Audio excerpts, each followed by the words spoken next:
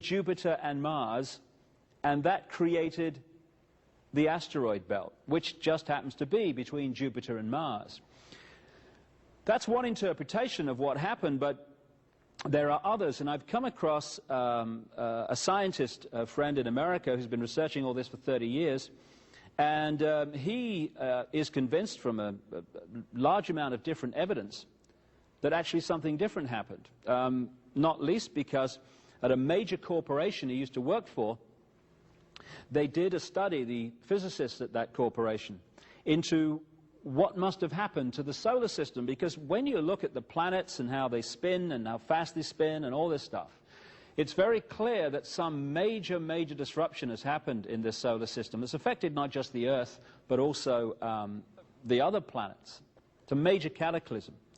And they came to the conclusion, which basically supports the theme of a guy called Immanuel Velikovsky in the 50s, who was ridiculed for saying that what we now call Venus went through this solar system, devastated Mars, and almost destroyed the Earth. But these physicists are actually supporting the basis of that. What they believe as a result of their research is that the planet we now call Jupiter came into this solar system not that long ago, remarkably, 7,000 years ago maybe, something like that. 4,800 BC was the date that I was given for the window of time that it happened. And it collided with a planet that was in that area, and devastation unfolded, and the asteroid belt was the result.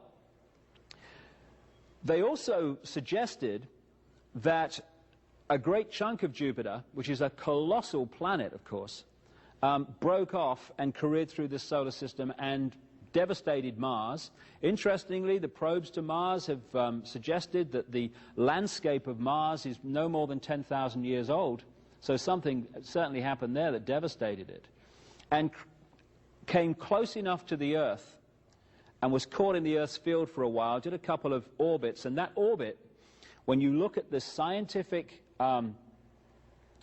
suggestion of what that would have caused, starts to confirm some incredible legends, traditions, and oral and written evidence from the ancient world all over the planet that there came what the Bible calls the Great Flood.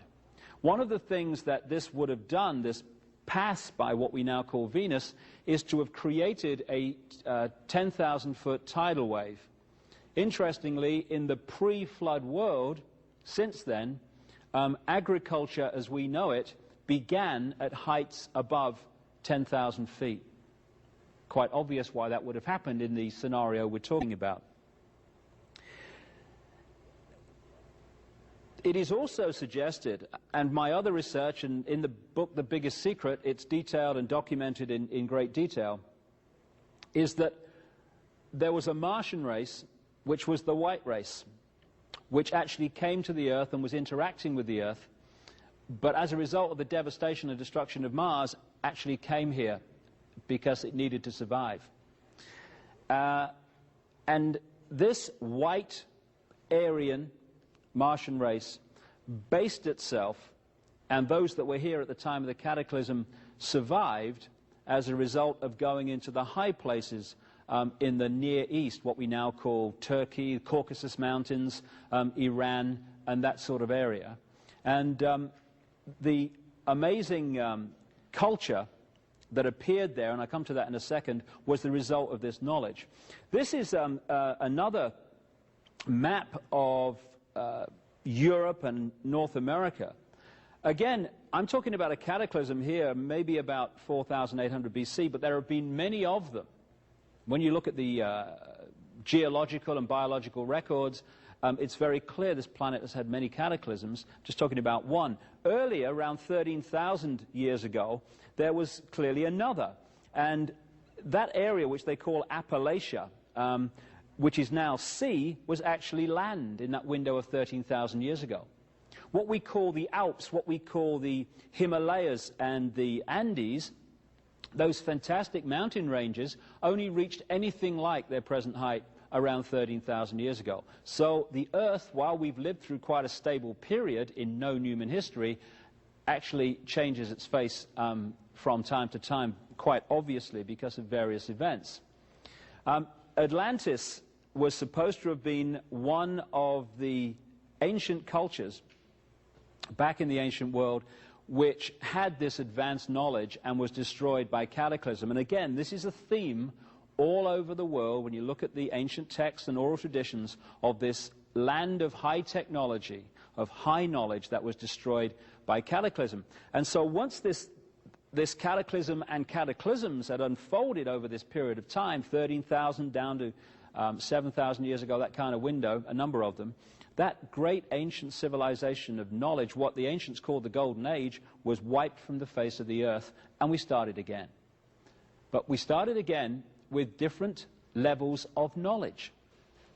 Among the survivors of these upheavals were the mass of the people who survived, or the representatives of them, who were still in ignorance, and then again there were the few who had the knowledge.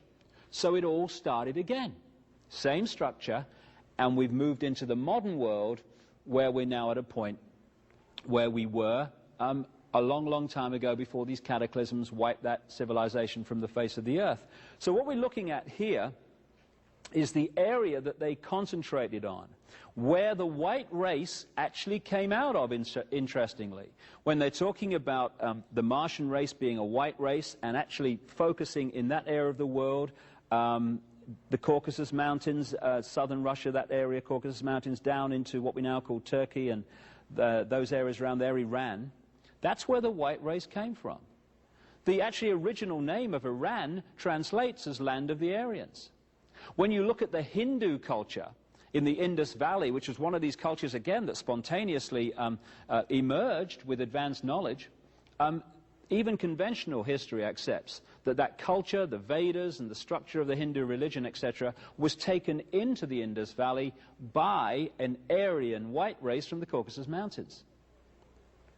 And when the floodwaters started to recede, down from the high places, which could be the translation of Anunnaki, those who came from the high place, came down into the Indus Valley, into the plains and valleys of Sumer, and they created the Sumerian culture, which is accepted again by conventional history, didn't start at this level and gradually evolve. It started at a very high level of advancement and then gradually fell away.